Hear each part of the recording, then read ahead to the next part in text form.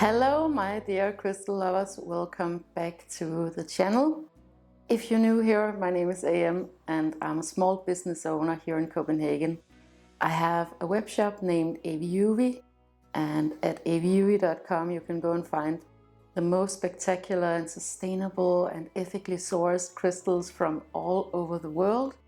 So I will put a link for it in the description below so you can go and check it out for yourself. We have been enjoying Copenhagen so much lately. We have been to our favorite breakfast spots, and I was at a cacao ceremony at Soho House last week. And we've just been, Copenhagen is just the best place on earth at this time of year because everybody's so energized and coming out of their tiny apartments and into the streets and celebrating the sun coming back. So it's just the perfect vibe, and if you're ever want to visit Copenhagen, this is definitely the time to be here. But there are a few things that the city can't give us, and that means that I've been missing the plant house so much lately. Anker, he started school, so we are a lot more, I guess, fixated and situated here in the city these days than we've ever been, right? Because we can't just go to the plant house whenever we feel like it. And I've really been missing it, especially here in the spring, because the garden is coming back to life. And also another thing that I really love about the suburbs in Denmark is, of course, the thrift shops. We had an entire day in the garden. My mom came over. The guys, they were building an insect hotel from scratch. I got all of the seeds in the garden beds, and we have so much out there right now. We have the peas coming up, we have spinach, lots of spinach, and we have lots of herbs. I had to go thrift shopping too as well, because you can't miss it when you're in the suburbs. Thrift shopping in Copenhagen is a lot different from thrift shopping in the suburbs, because here in Copenhagen we have this demographic of a lot of young people, so you can get so much cool fashion and clothes and shoes, accessories, everything, and really affordably too. But in the suburbs there's a different demographic. It's a lot of senior citizens, it's a lot of people who are right now moving from their bigger houses into smaller houses or into apartments. And it's just the entire baby boomer generation that are situated in the suburbs here in Denmark at the moment. And that means that when they move into smaller homes, smaller apartments maybe, or retirement homes, they have to get rid of all of the things that they have. Now this generation, they're not internet savvy necessarily, so they don't really know the tools and the ways around selling their things online. And oftentimes they just donate it to thrift shops. This is a different generation because they definitely had more of a culture of collecting things for their homes. Interior objects were made completely differently back in the 50s and 60s than they are today. Or even when I grew up, they were made differently. So now we have all of this fast fashion, fast interior. Everything is just differently produced today. They're not made to last the same way as they were in previous times. And also this generation had more of a tendency to collect things, more of a culture of, for example, collecting beautiful china or glassware or flatware and furniture. And they would stick to it for a long time or their entire lives. So what they have are actually really high quality items that they have taken care of really well. And I would say even the older generations, like my grandparents' generations, they had a lot of craftsmanship, a lot of handmade objects. where the quality is just so much higher. The standard is so much higher than what you could get in IKEA, H&M, Zara Home, and even some of the more mid-range interior shops. The quality is just not there. This time around I went to a nearby town called Milford, and it is spelled Middelfart. That is the actual name of the city. It's an online joke that the town is called Middelfart. But this is actually a nice little fishing village with great ice cream and great thrift shops. They also have the same demographic as they do in the town that we're from. This place that I went to, I've been to before. I couldn't film a whole lot because if there's one thing that really throws off these dear people, it is if you're filming and if you're speaking English on top of that. It really freaks them out. I've tried it before. It doesn't go over well, and I just don't want to disturb anyone who is, minding their own business. The vlogging style doesn't really work in those areas, but I did manage to film a little bit, and I did manage to get a few photos for you guys, just so you can see what I'm talking about. The guys went to the woods while I was thrift shopping, so I actually had 4 hours to myself. And what I do is that I go in one direction and I just look at every single thing up and down, all the shelves. There's nothing that I'm missing. And then I go the other way back around again just to make sure that I got everything. And then I take a lot of photos because sometimes you kind of need to consider something for a little while. One thing that I always look for is things that are crystal related. I have never seen a good quality, high quality crystal in a thrift shop.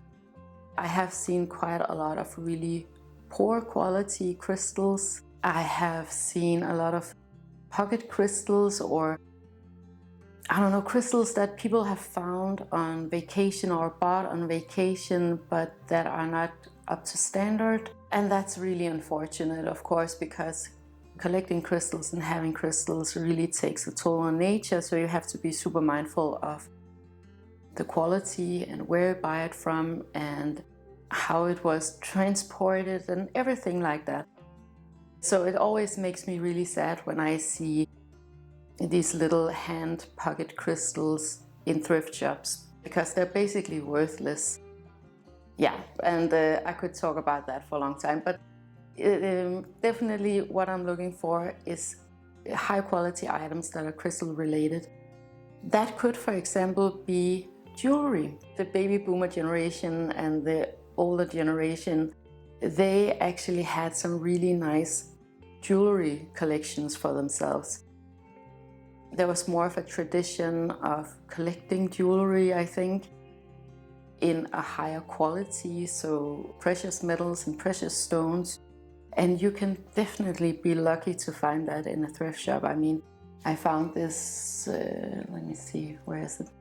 This diamond necklace for, I can't remember how much it was, but it was unbelievably inexpensive, and I found it in just a Red Cross thrift shop.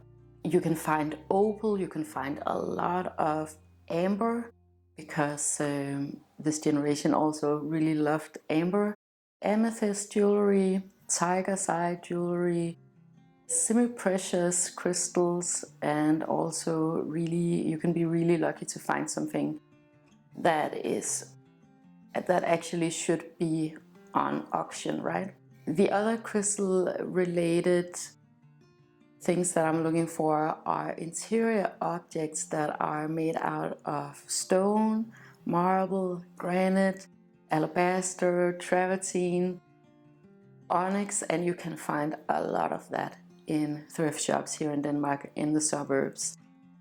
There is really no need to go and buy that from anywhere, because they were just a lot more conscious of materials that would last a lifetime. Like this you can't see it right now, but I have this travertine table right here. I have lots of marble pieces.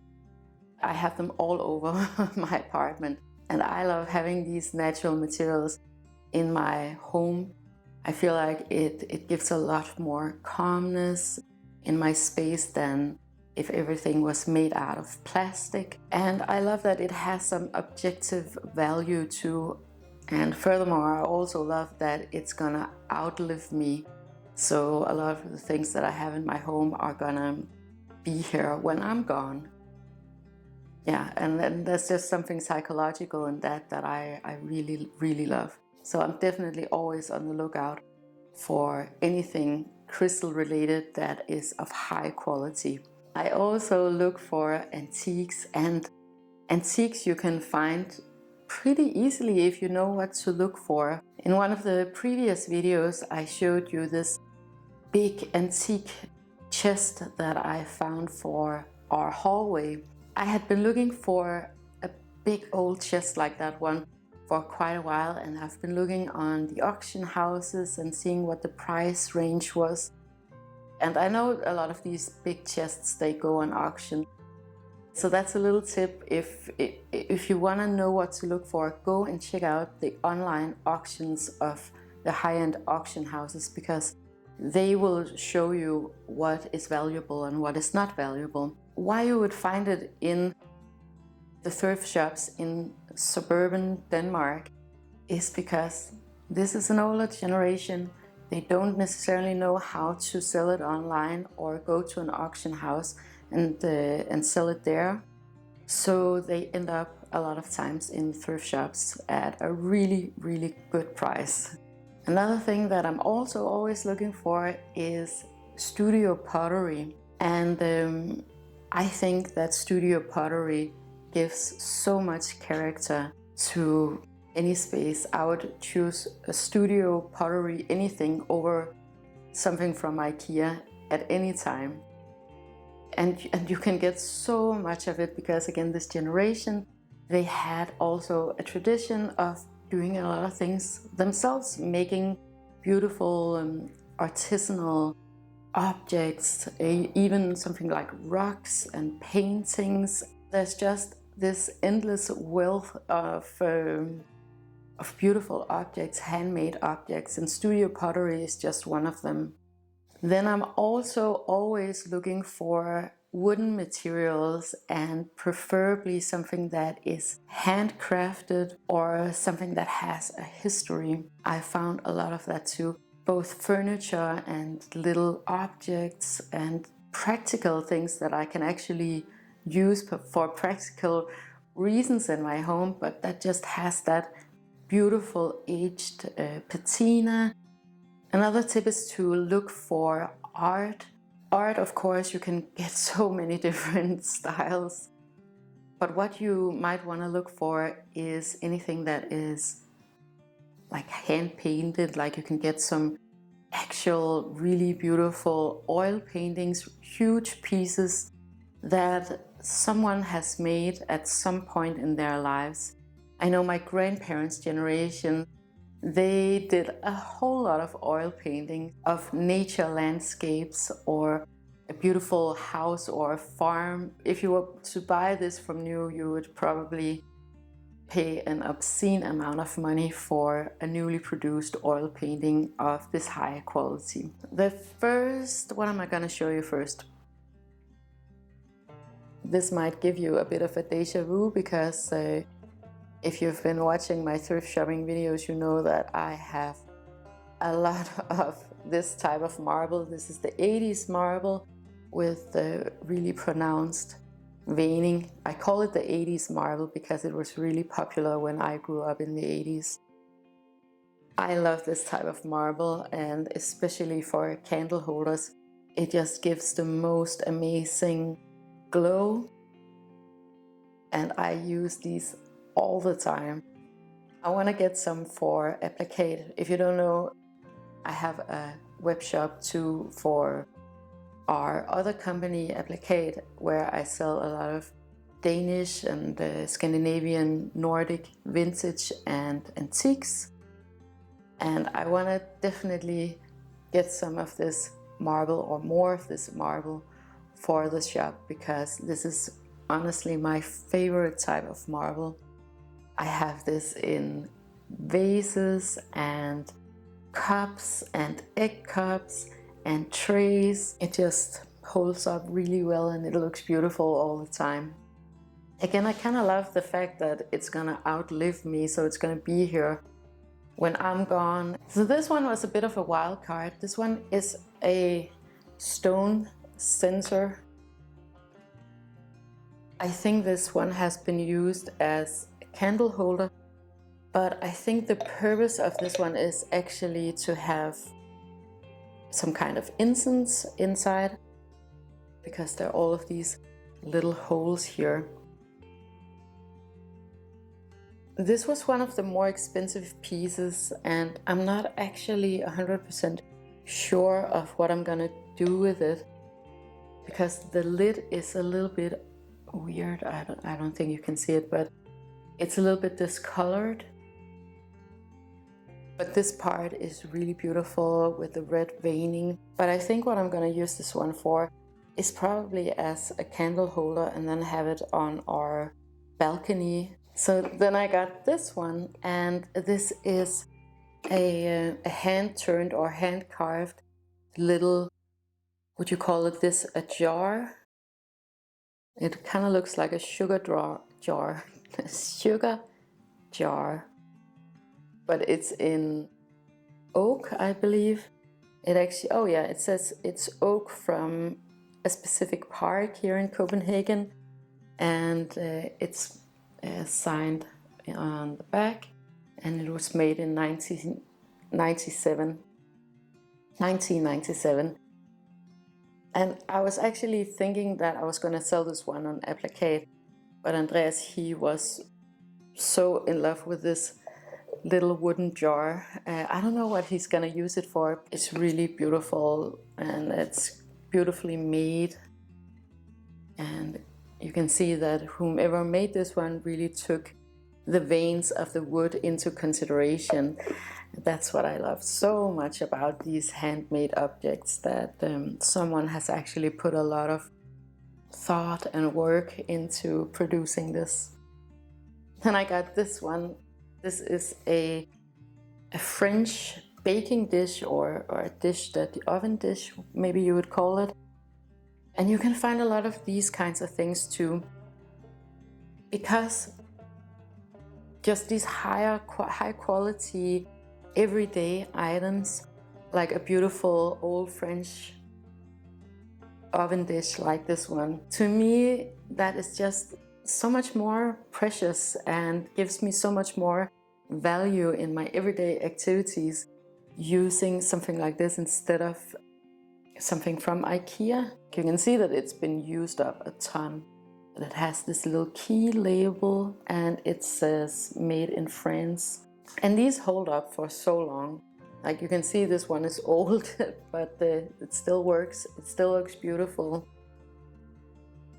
Another thing that I always look for are like baskets, wicker, anything, again, because it's a natural material. I love little wicker baskets like this one because they're so easy for storing toys and cords, chargers, and what else do we use them for? Like we have one that is with a lid that's for clothing. What do you call those? The things that you put on when you hang your clothes to dry. I'll remember it in a second maybe. So really happy about this one. And then I have a few other treasures that I found the last time we were there, but I didn't have time to film it. First of all, I got another one of these. I think you would call it a set box. It's a drawer actually, and you would use this back in the days for different types. So if you are running a newspaper or someone who made signs or anything printed, you would have different little types in these little compartments here. What we use these for is for Lego in Anger's room. He's getting more Lego by the day, it feels like. So we need more storage, and this just gives him such a good overview of what he has.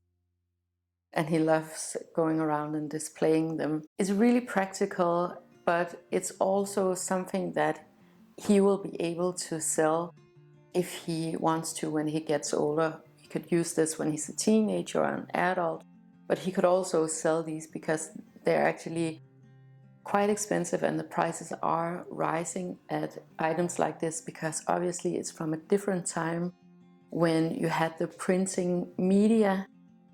So there's only a limited amount of these set boxes going around. It's a natural material.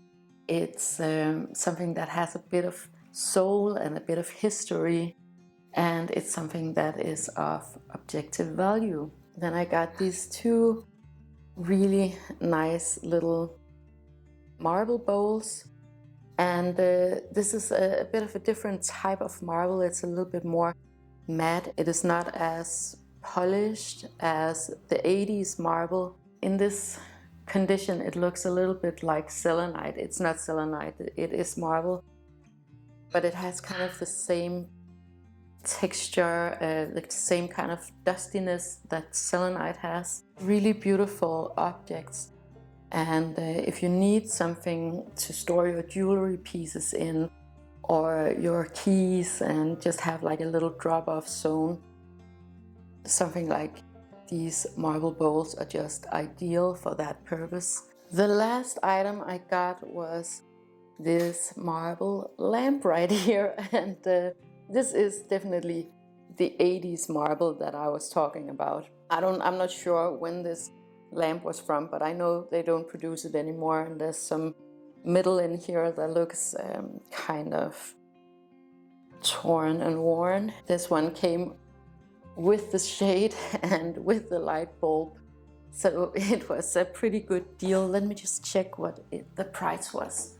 So this one was $20 for a beautiful and pretty heavy marble lamp like this one.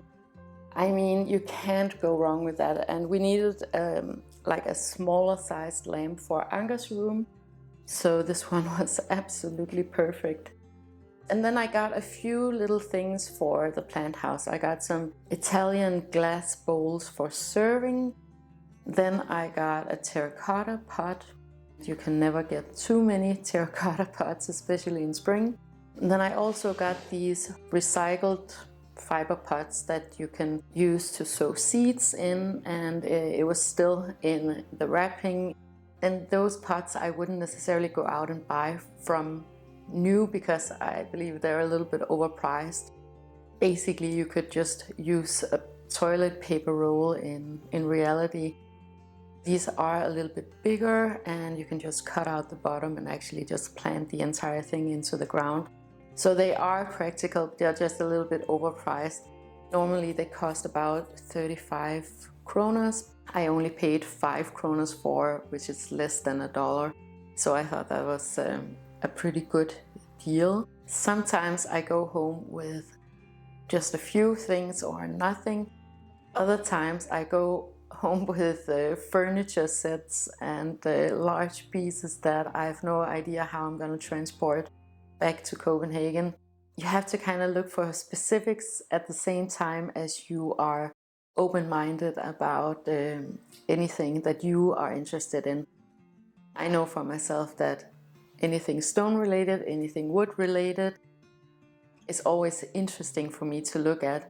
So I honestly don't even though I register it, I don't even see the plastic stuff. I know a lot of my friends and family members, they get kind of information overload when they walk into a thrift shop. But if you have an idea about what your style is, or what you're looking for, or what is valuable, I think that makes it a lot easier, because that means that even though you're flipping through everything, you only see the things that you are actually interested in. So that was what I wanted to show you guys today. I have to run now because I have to pick up Anker from school. Can't believe that I'm saying that I have a son that is 6 years old and going to school. I'm still picking him up pretty early just to make it a smooth transition. So the rest of the day we're probably gonna hang out in his room. He's probably gonna play with his Lego while I'm editing this video for you guys. But I want to say thank you so much for watching this video. If you enjoyed it and you would like more of this type of content, make sure to like, share and subscribe. It helps me to know what you guys want me to talk about, but it also helps other people on YouTube to find this content if that is what they're looking for. I want to wish you the most amazing day with so much love to you and to yours.